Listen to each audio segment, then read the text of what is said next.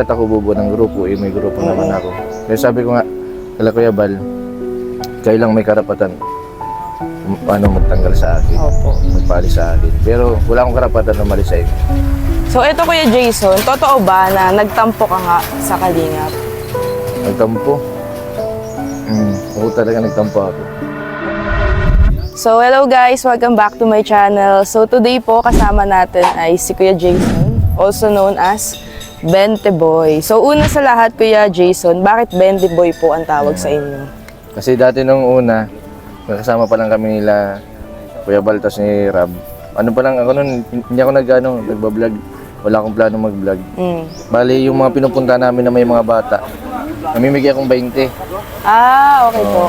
So parang binansagan ka nilang 20 boy dahil bigay ka ng bigay ng 20 pesos. Kasi wala akong ng pera eh. Kung sana ay yun lang kakayahan ko para dun sa yung mga bata naman ang saya nila kasi kahit 20 pesos, malaking bagay yun para sa kanila. So kamusta ka naman po ngayon Kuya Jason? Ngayon, nakakasama-sama na ako ngayon kasi nung nakaraan, hindi ako nakakasama kasi yung nanay ko kasi nagkasakit. Colon cancer. Halos almost 2 years na ngayon, medyo okay man na yung nanay ko. So Kuya Jason, meron ka bang pamilya ngayon or single? Nasa ngayon, masaya man ako ngayon kasi may dalawa akong anak. Wow. So ilang taon ka na ngayon Kuya Jason? Ano na ako, ng 38 na ako, 38 years old. And ilang years na po kayo sa Kalingap? Matagal na. Ano pa lang kami ni Kuya Bal ay nagsimula pa lang kami. Nagsisimula pa lang mga 8 years na yata. Mga ganun. So balita ko ikaw ang buddy ni Kuya Val na nagsisimula siya. So paano po nagsimula ang Kalingap? Ay nagsimula si ang Kalingap dahil si Kuya Bal kasi dati, ano yan, wala pang YouTube, Facebook pa lang. Ano na siya, nagpipiling program dahil si Kuya Bal nun ay nasa charts. Napupunta na siya sa mga lugar, yung mga liblib na lugar. Nagpapipiling siya. Papakain siya ng mga lugaw, nagbibigay siya ng mga sa mga bata, tinilas. Tapos, at yung wala pang YouTube channel na nagkakaroon si Kuya Bal ng yung pundo, yung mga bigay-bigay lang ng mga sponsor sa Facebook. Namimigay siya ng puhunan sa tindahan, tapos yung Sariling pera niya yun, Kuya? Sariling pera. Minsan nga, galit na si Ma'am Midna. Sabi ni Ma'am Midna, saan kayo pumupunta? Kung saan kayo nakapunta? Ganun. Pero ang sabi ko nga sa kanila ngayon, deserve nilang mag-ama kung anong achievement na nabot nila. Kasi yung hirap ng namin ni Kuya Bal, hindi pa yung marunong mag-edit. Galing namin sa station agad doon sa San Vicente. Naka-video. Ang tagal.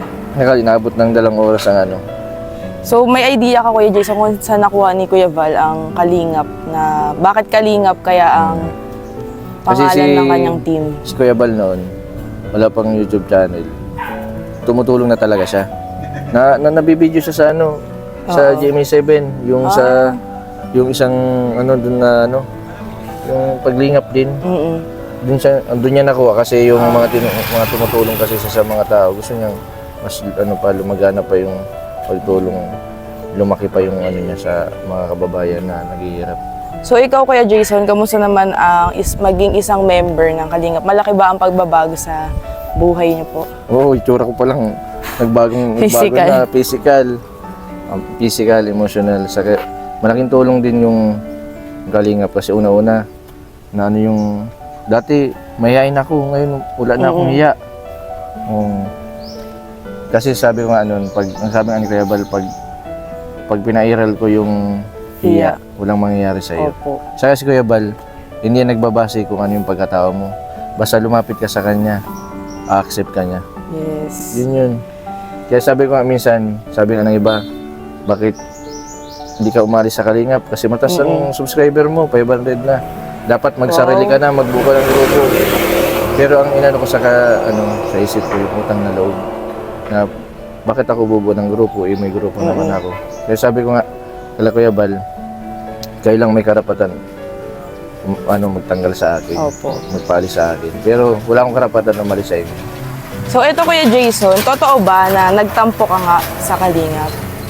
Nagtampo? Oo, talaga nagtampo ako. Nagtampo ka talaga sa Kalingap. Bakit? Hindi ako nakakasama sa abroad. Joke. Hindi, ang totoo niyan, hindi ako nagtampo kasi sabi lang nila nagtampo kasi tagal ako nung nawala. Mm-mm. Pero ang totoo talaga niyan, alam ni Kalinga Prab na bakit ako nawala. Kasi nag-focus ako sa nanay ko. Kasi sabi natin, yung achievement, yung pera, nakukuha natin yan. Pero yung makasama mo yung nanay mo, mahirap mong, mahirap mong may balik yung buhay. Kasi 2 buwan nang tatagal ng nanay ko. Nag-focus ako doon kasi matagal ko din siyang hindi nakasama. Tapos, anong nangyari nun, inabot ng 2 taon. Yun. Hanggang ngayon, malakas pa yung nanay ko. Wow. So, paano ka naman nabalik, Kuya Jason, dito ulit sa Tuwing Kalingap? Sabado, nagbabasketball ako. Ay, Rab, pwede na ako kuya, pag may pagkakataon ka, sama-sama ka sa amin. Minsan di ako nakakasama kasi minsan busy din ako sa mga tinutulungan ko may depression. Saka yung sa nanay ko. Minsan nadayo baga sa malalayo, hindi ako makasama at yung nanay ko, minomonitor ko. So, sino naman, Kuya Jason, ang beneficiary na pinakatumatak yung storya sa'yo at bakit? Ay, si Rubilin. Si Rubilin yung kaya po sa mga viewers, bakit nakapokus ako sa may depression. Oo. Kasi doon ko nalaman kay Rubilin na sa simulat sa pool hanggang ngayon, may pag-asa pa palang gumaling. Saka yung may mga depression na nasisiraan ng bait. Kahit pala may mga depression sila, nakakaintindi sila. Minsan yung discrimination ng ibang tao, porque taong grasa, Opo. iniiwasan na nila, hindi nila kinakausap. Pero may posibilidad na gumaling. Si Rubilin ngayon yung nakasama natin nung nakaraan, malaki ang pinagbago, parang balik ulit siya sa dati. Normal na normal. Nagluluto ng sinahing, nagluluto ng mga ulam. Tapos marami akong tinuturo sa kanya na mga bagay na para makahabol siya sa realidad. Kasi 6 na taon siyang nasa loob ng bahay, nakadapa, Nakulong. na wala siyang ginagawa. 6 na taon na hindi nagliligo, 6 na taon na hindi nagtutbrush. Pero kumpletong ngipin. Nanong ako kay si Rubilin kasi yung tumatak sa akin kasi gawa ng nagkaroon siya ng pag-asa. Binago mo talaga yung buhay niya. Kasama si Kalinga Prab, natulungan ni Kalinga Prab, pinayos yung bahay. Tapos, at higit sa lahat, malaking tulong sa kanya. Nakakasama niya na yung anak niya. So, eto Kuya Jason, ano naman ang payo mo sa mga beneficiaries na syempre natutulungan ng Kalingap? Una, dapat magpasalamat kayo kay Lord. And pangalawa, sa tumulong. Saka, dapat kahit ano man narating natin, nagkaroon man tayo ng magandang bahay, nagkaroon tayo ng pera, ng anong mga material na bagay, dapat di tayo nagbabago. Kasi yung material na bagay na yan, pag sinubok tayo ng taas, sa isang iglap mawawala yan. Opo. Wow. So, Mahalaga. eto. Sige, go Kuya Jason. Mahalaga kasi yung wala tayong babaguhin sa sarili natin kasi unang-una, may mga tao na kapag nagkaroon na ng pera, magbabago na tayo sa mga dati nating gawi baga. Dapat hindi ganun. Kasi minsan, susubo ka din susubo ka. So, eto Kuya Jason, last but not the least, complete the sentence.